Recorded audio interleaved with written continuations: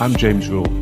Welcome to the Lonely Leader podcast, where we help existing and aspiring leaders find clarity, build resilience, drive performance, and enhance fulfillment.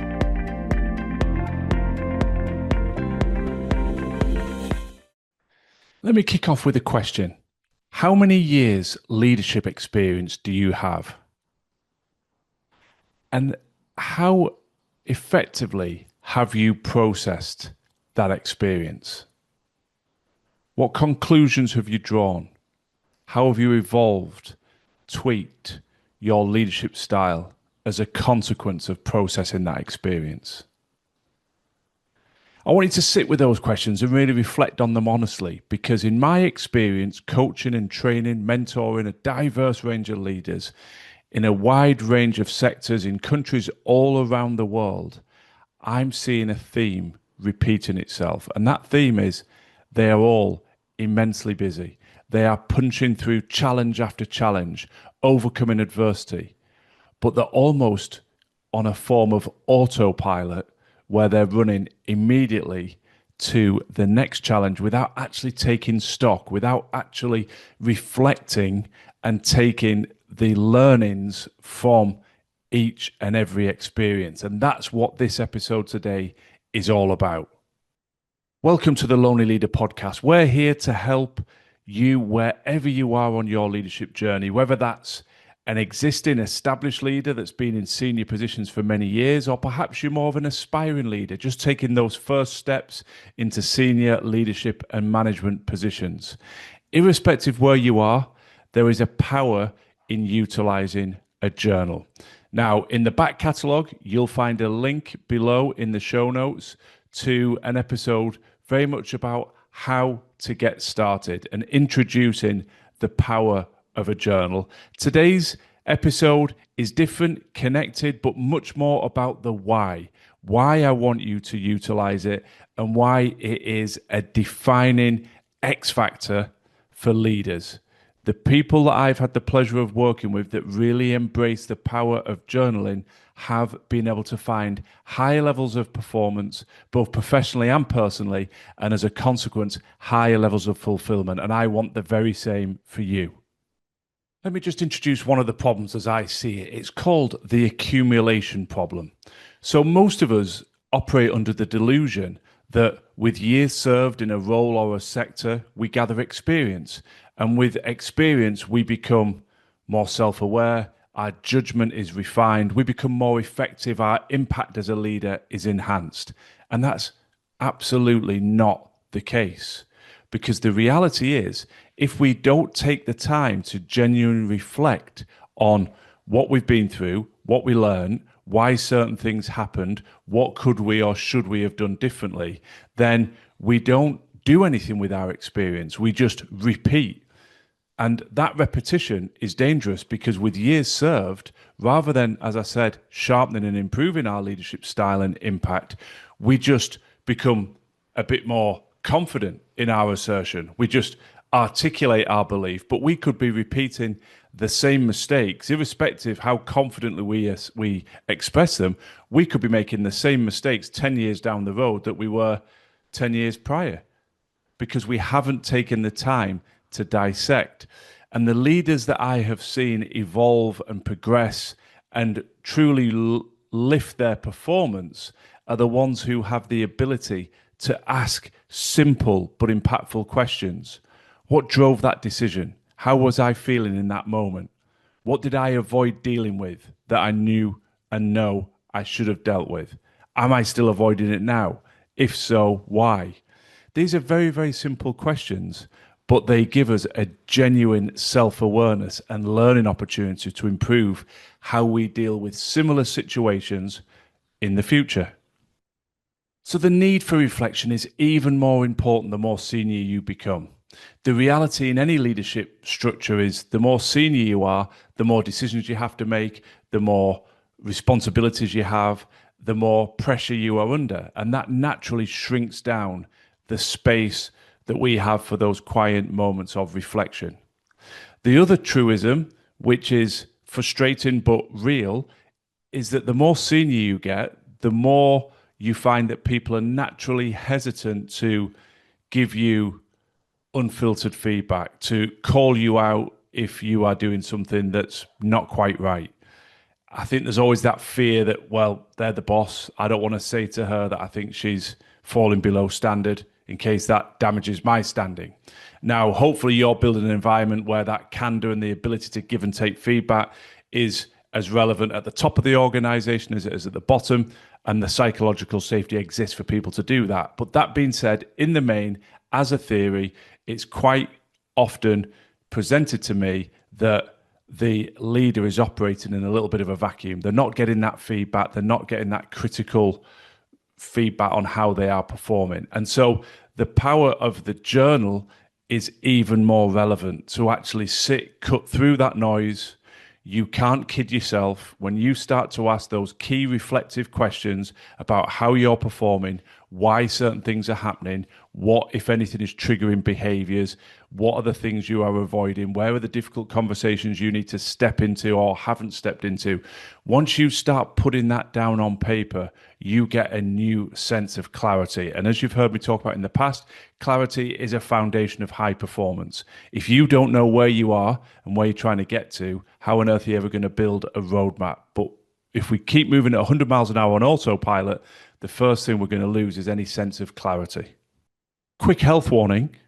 The clarity isn't always comfortable to start with, but it's essential. I'll give you an illustration. You start to identify, when did I really lose my temper? When was I too short or abrupt? When did I fall below my own standard? What was the trigger? And you start to find themes.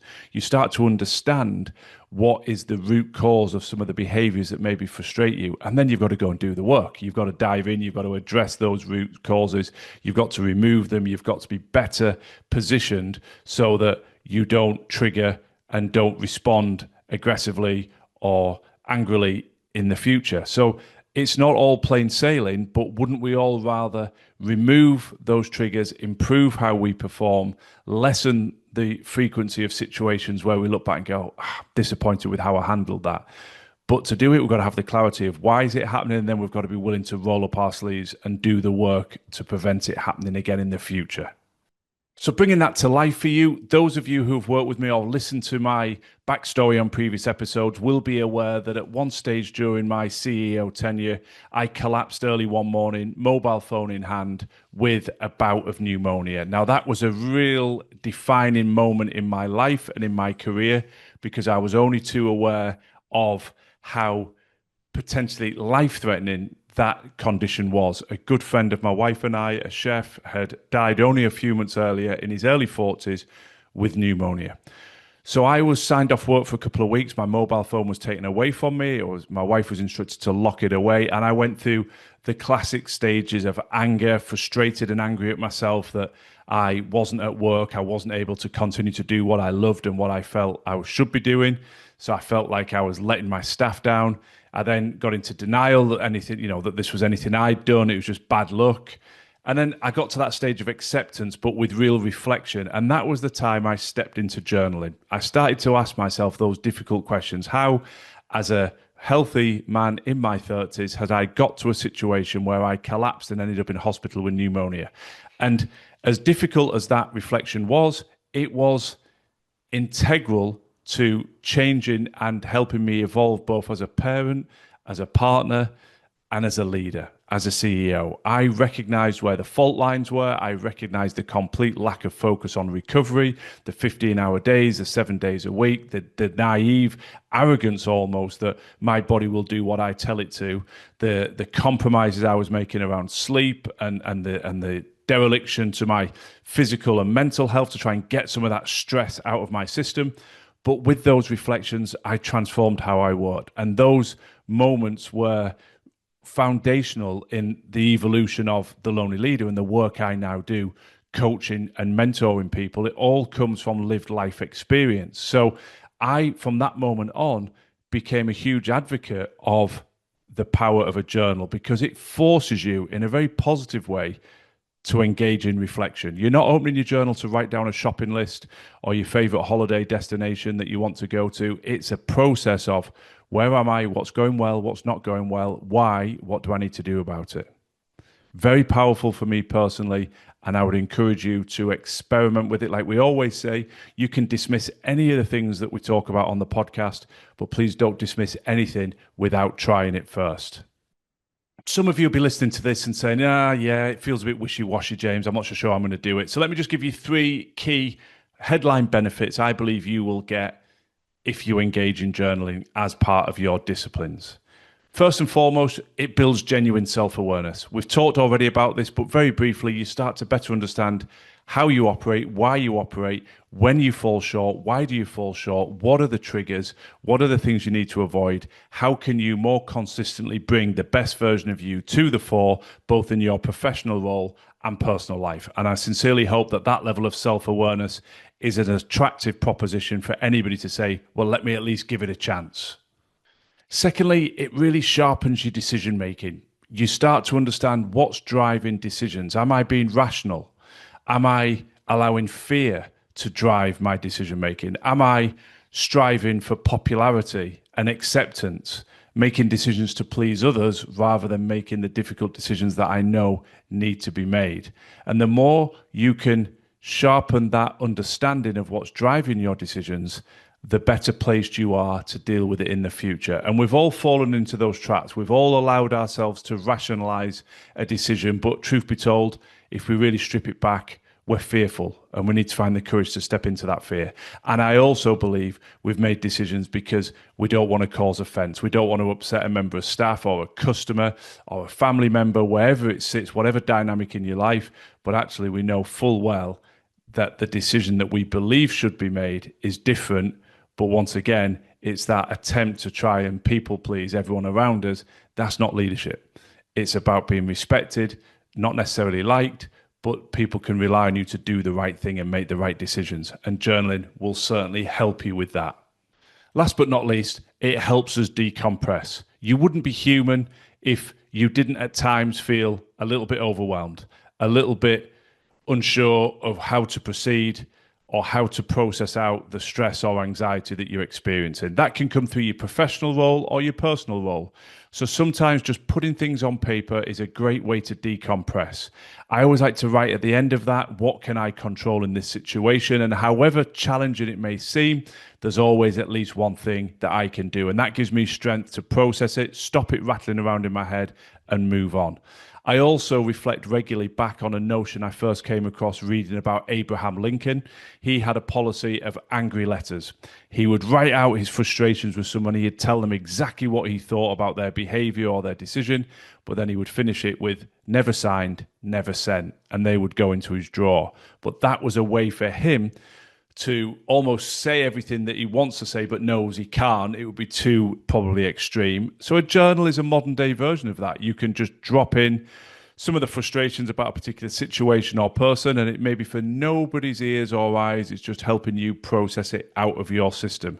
We all need to decompress at one time or another, and it's far healthier to decompress with something like a journal than to be using things like alcohol or food in a way to help you process stress, which is going to have a negative impact on your overall health. So if you still need a little bit more encouragement to experiment with the process of utilizing a journal, let me give you a couple of famous people in history who have really embraced this habit. First of all, Marcus Aurelius, the former Roman emperor.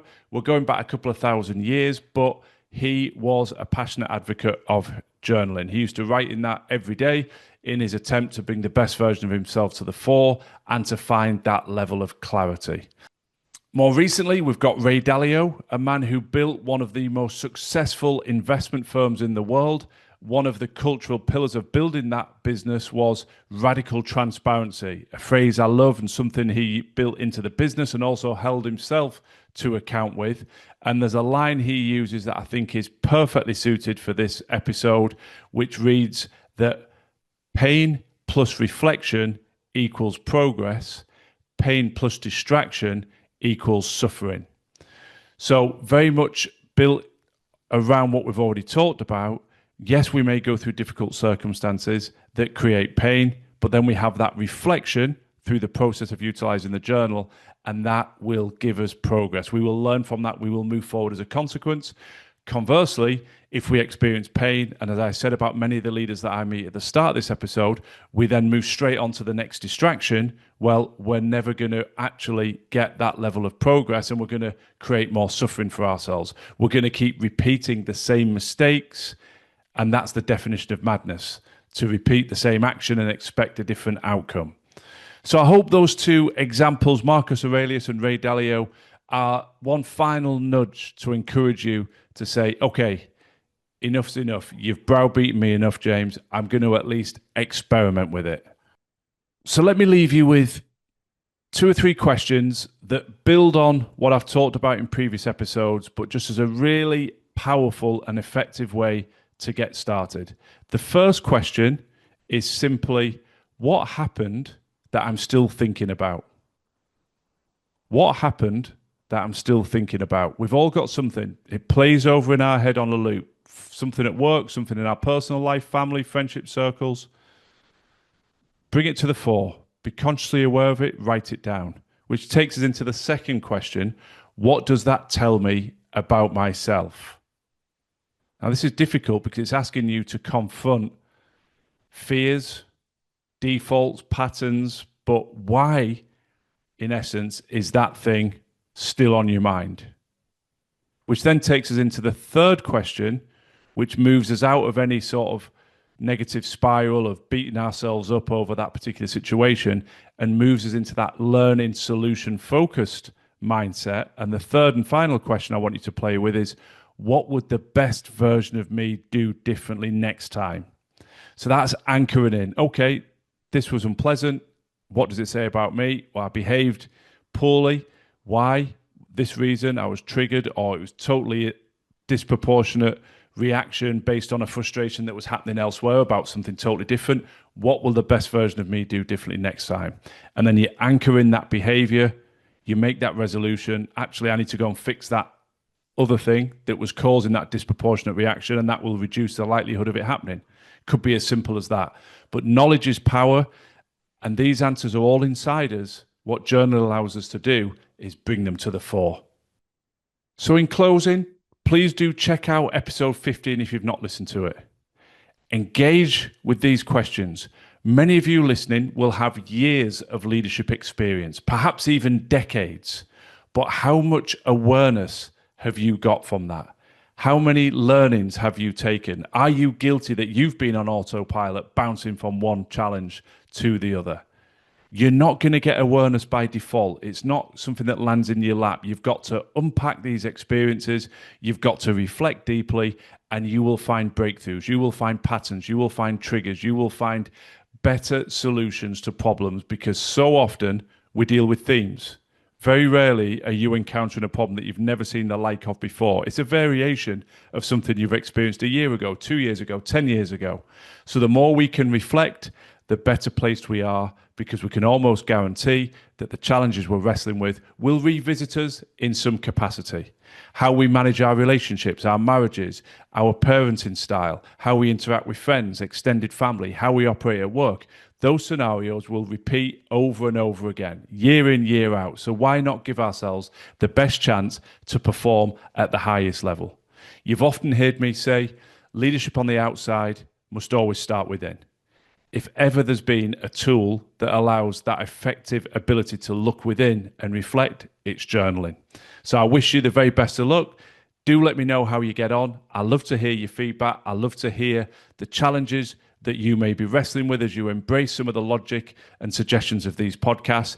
And I will always attempt to guide you through them. And equally, I love to hear the breakthroughs that you are experiencing as you put into play some of the framework suggestions or insights derived from this podcast. And if I can make that one final request, please do follow the show. It makes a world of difference. And if you could consider giving it a star rating or a review, it means the absolute world. The more people that do that, the wider the reach of the podcast, and hopefully the more people I can help with the content, which is my ultimate source of fulfillment. Thanks for listening to the Lonely Leader podcast. I'd be very grateful if you could share and follow if the content resonates. And if you're looking for additional free resource to support your continued growth and development, then please do check out our social media and website details in the show notes. Remember, quality leadership on the outside must always start within.